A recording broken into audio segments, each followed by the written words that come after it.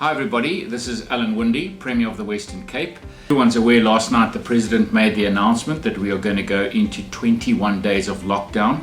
I just want to say that this is exactly what needs to happen if we are ready to stop the spread of this COVID-19 virus.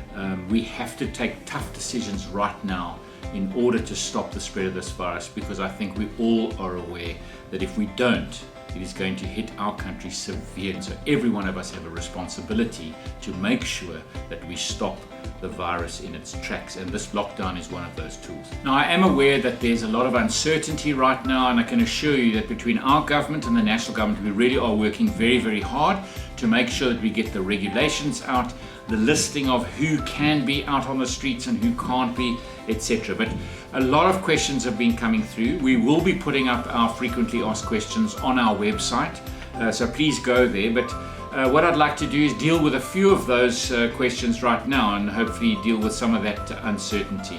And so many people have asked about the lockdown and when it actually starts.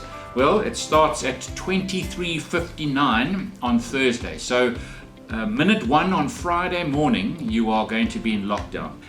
Then I've got a question here from Renee Heather, who asks me on Facebook whether she can go to the ATM or deposit cash.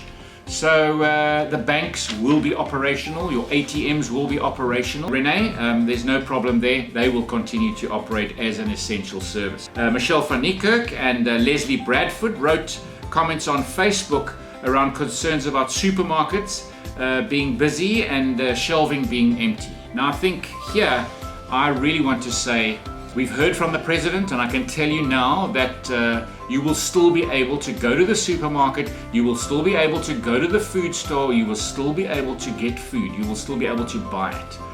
So please don't panic buy, don't go rushing out now and hoarding so that you're putting someone else under pressure. We've all got to make sure that food will be available, and we've got to make sure that we all have access to that food. So thank you for that question. It's a critical question. So many people have written in concern about business and asking what will happen to them. So I think obviously, I am really concerned about the economy. The whole world is concerned about the economy around the impact of COVID-19.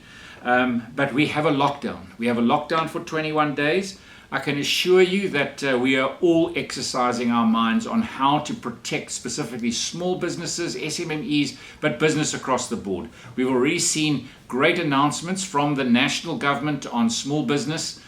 Please don't listen to some of the fake news that's out there, but there are packages that are being developed at the moment so we can support small business. I really welcome the banks that have come in and offered holidays on regard to bond payments. The Reserve Bank has already given us a reduction in the repo rate.